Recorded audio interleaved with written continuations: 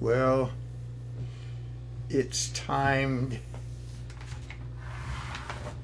for the dinosaur to roar again. We had a mass shooting or two or three or four, I lose count now. But one in Texas occurred. And it was tragic because it was little kids, third graders, I think, in elementary school. And every time one of these things happen, you have a hue and cry from a bunch of people about gun registration and gun control, etc. And you have another group of people saying it's my constitutional right, etc. Now, both sides on this issue pretty much don't see reality, have no concept of what the Constitution says regarding this, and they want to interpret it. You have a bunch of absolutists say that the Constitution was written at the time of muskets, and therefore the only thing that you have a right to bear is muskets, etc. If you look at the Constitution, it says, to begin with, in the predicatory part of the Constitution, it says a well-regulated militia. You look at the Constitution of Colorado and other states, for instance, it defines the militia. And Colorado defines the militia as all males above the age of 18. So the militia was a citizenry, and the citizenry was called together at common law with the hue and cry. The bearing of arms in Boston and Massachusetts colony was an obligation that you took when you became a free man, and your obligation was you had to have arms or a weapon in order to guard your community from invasion. But forgetting about all that, let's take a look at the mass shootings. What are some of the causes, and why aren't we talking about them? You could kill everybody on this planet and never have another mass shooting. Now that's not profound. I don't think it solves anything, and that's not reality. But let's look at reality. You have a gun. A gun is an inanimate object, or a rifle, or whatever. And it doesn't by itself go out and shoot or kill or maim people. The shooter does that. And the shooter will do that with any number of guns. But the solution to having shooters out there isn't taking away guns or regulating them or any number of things. We look at the data and we look at it as a scientist, like a criminologist, for instance. And what a criminologist sees is a cultural, sociological thing. Other nations don't have the massive murder rates like the United States. So we have to ask ourselves, why? Well, you look at the development of Europe, you go to most of the medieval towns, they have walls around them. What were the walls for? The walls were for the protection of the citizens, because people from other towns would sometimes covet what was in their neighbor's town and decide to go and raid the neighbor's town and take some stuff. Kings did this with regularity, and various barons and earls and lots of people. They would wage war on their neighbors. And if you look at the structure of the community with the introduction and the advance of common law, it was based on property and defense. So when a king would swim across the channel and capture a nation and cut it up among his supporters, he gave away things like viscountries, baronies, earldoms, dukedoms, etc. And each one of those little groups, those little titled people, were expected to populate whatever was given to them, or reign over whatever is given to them, manage it or whatever. And since they got this property, every time the king wanted to go across the channel and invade somebody, all of the knights that got property under the king had an obligation called a duty of fealty to that nobleman to provide various soldier types: bowmen, archers, swordsmen, pikemen, so many knights. And in fact, the estates were divided and had their names or entitlement as, say, a knight's fee. And a knight's fee was a amount of property to support a knight. So you had fees that were like 6 knight fees or 10 knight fees or 20 knight fees. The fee being the amount of property, and the purpose of the amount of property was to provide a knight or whatever when the king wanted to raise hell and go attack somebody, or if the king were attacked. Now let's look at some of the modern day things. We don't have knight fees anymore. We don't have knights. We don't have all of this kind of stuff. But we do have corporations, and corporations affect the way we live. And I'm talking loosely about corporations because most of the world is divided into corporations. Now, what they teach us in law school is there are 2 types of corporations. There's the commercial corporation, or business corporation as we'd call it now. And there's the alien mercenary corporation, which is a corporation that does good. And one of the subtitles of that is the municipal corporation. A municipal corporation is formed by the citizens of a municipality of some sort for the benefit of that group.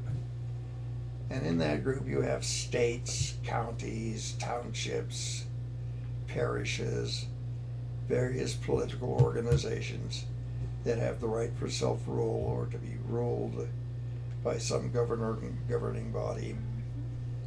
But all of them exist for the benefit of the public within that body.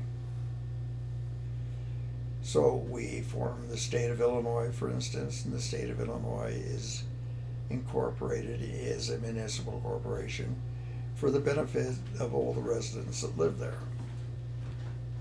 Now, what's happening in the corporate world is they're starting to get indicia of sovereignty, of rule, of power. And look at some of that power. I mean, one of the things that has always bugged me is you read the wealth redistribution or improprieties or disproportionalities or whatever you want to call it. And you have executives making $1,000 an hour, $10,000 an hour, etc., while their peasantry is making $1 an hour, just to keep it simple.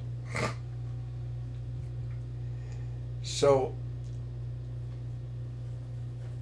you have this disparity, and that's part of the problem to some degree. But an interesting thing happened under the Reagan administration. There was a shooting in a postal facility where one of the workers went in and shot a bunch of his co-workers. And there was a description among the press and later among academics of a process called going postal. So there's a study, and a sociologist wrote a book called Going Postal, and one of the things he pointed out is this type of occurrence didn't happen until the Reagan administration. And he described various factors, most of them pressure factors that drove people to doing this. Now, look at other things that are happening. If you look back, societies are subdivided. So if you go onto a school ground, for instance, you'll see subdivisions in grade levels. First grade, second grade, 10th grade, 12th grade, whatever. You can also see other subdivisions, girls and boys. In elementary school, sometimes they separate when they play. The girls play one area and one set of game, and the boys play another. That's lessening, I guess, more than when I was in school. We played things like marbles, and there were some rules in some schools that you couldn't play for keeps. You had to give the marbles back to the person that started because it caused fights. You had various other social groups. You had a group that would play tag football, for instance, another group that would play something else, another group would play on the swing sets or this teeter-totters or whatever. Dodgeball, volleyball, soccer nowadays.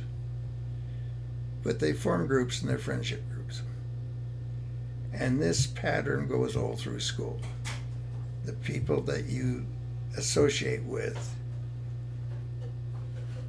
become your groups, become your society. Mothers arrange play groups for play dates with little kids that play together.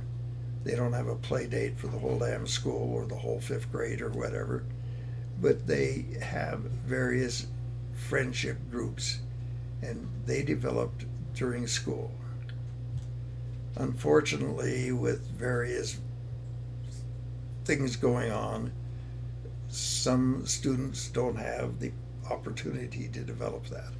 They're homeschooled, or there's bacteria floating around or viruses floating around or whatever, that you don't have the friendship cohesion in some instances that occurs naturally.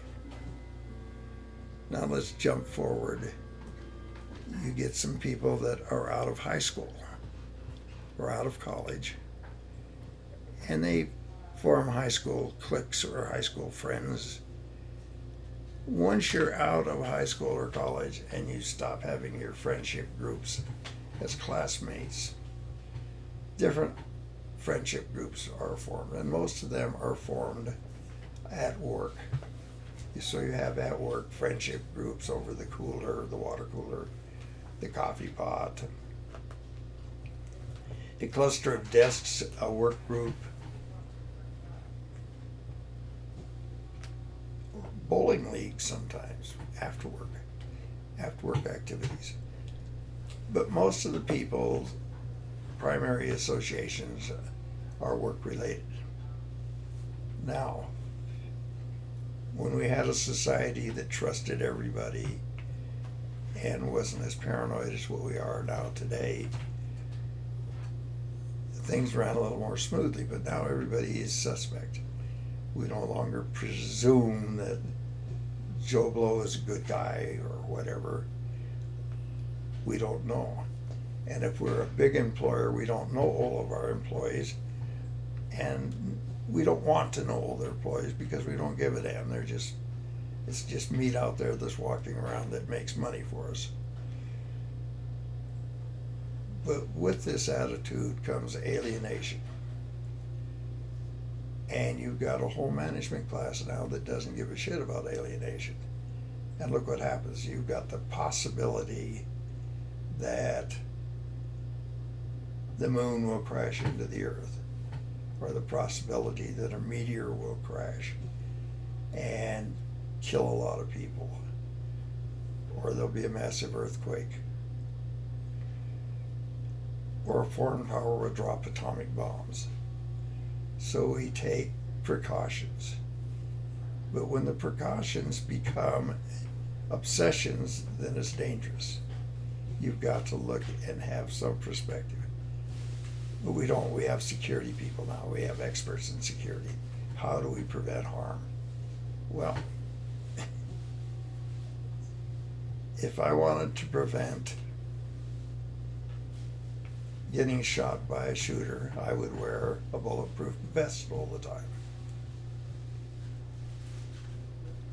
Now, there's a problem with wearing bulletproof vests. They're awkward, cumbersome, weighty, and uncomfortable. So, to decide whether or not I should wear a bulletproof vest, I generally calculate the odds of getting shot. And in my suburban area in Boulder, Colorado, I doubt very seriously I'll ever get shot. So why should I bother wearing a bulletproof vest? Well, the same way with employees. You have to be aware that probably they are in friendship groups. And unless they're ostracized from all friendship groups, they're not going to do harm to their fellow employees. So you look for outliers in these friendship groups. But it's inefficient to analyze every work group. So screw that, just why take a chance?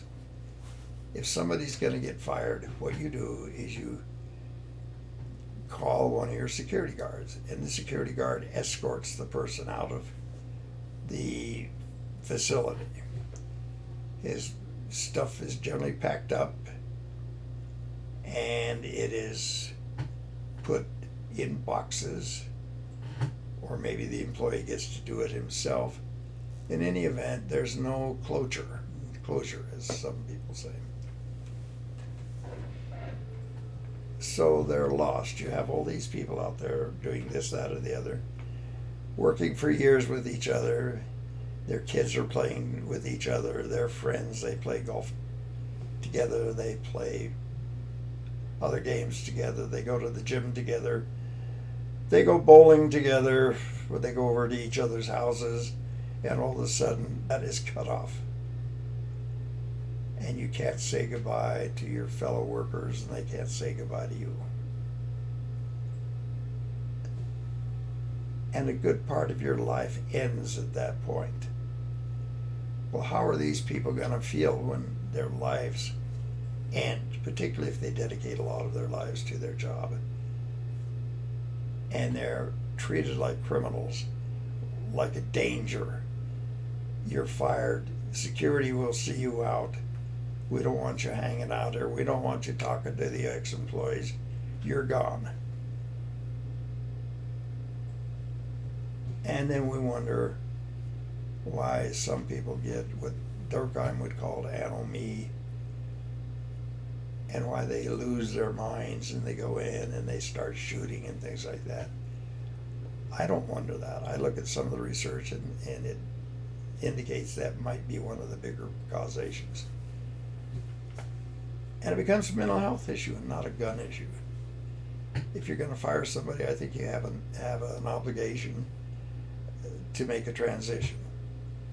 And if you're not going to have that obligation, then somebody in authority should make you pay and make sure that's performed as a safety measure to others. Just because you want to be an asshole and fire somebody with security guards and everything doesn't mean you don't have an obligation to society to not create a monster. And I think we ought to look at this. How many monsters are created by policy? How many monsters are created by heartless employers, or rules that are non-considerate of humans, that are only dealing with possible harm to the employer? And particularly if there's no real harm statistically or probably for a certain group. Well, it's possible some societies would call the employer then that causes this a murderer. I don't know that I would go so far, but I will say this. I think it's incumbent upon the employer to not turn some nutcase loose on the population because he wants to save a few dollars or give a few dollars extra in his dividend, or show that his profit margin is greater because he doesn't have a slack employee. And I mentioned this in some of my activities during the Vietnam War days. It really pissed me off. The government would take soldiers and send them into a war zone and send them into a war that was questionable. And in order to keep the soldiers happy, they allowed them to take various drugs. Hitler's armies took drugs, for instance. It makes good soldiers. But what happens after the soldiers aren't needed? Now, what happened in Vietnam that a lot of us in the defense attorney work found was a lot of our clients came back from Vietnam addicted. They started getting their first dose of heroin or started using heroin when they were in the service, and their officers and superiors took a blind eye to it. In fact, there's a lot of evidence that one agency was responsible for the importation of heroin throughout the world. And I took the position editorially in some journals I wrote in that there was an obligation of the government. If they created these addicts or allowed the addicts to be created, they were responsible for their rehabilitation. But the so-called hawks didn't want to budget that. If you couldn't budget money to kill somebody, they weren't interested. They wouldn't dream of spending money to help an ex-soldier or give him some benefits or whatever, because they weren't out there killing gooks or Indians or what other group they wanted destroyed or annihilated. And I think what we ought to do is, when we're looking at causation, like school shootings and things like this, we ought to take a good look at causation, and not the fact that a gun was bought by some poor disturbed kid or young adult or even adult. But why did he get the gun in the first place, and why did he decide to use it in such a fashion, in such a manner, and why did he create such heartache and harm? And then we ought to discuss it and maybe come up with some answers, rather than kicking the can down the road saying let's abolish guns or whatever, and let's blame an inanimate object for our own societal and personal failures. I hope I'm not that simplistic, and I hope you aren't either. You guys have a good day now. And I really would like some comments, please.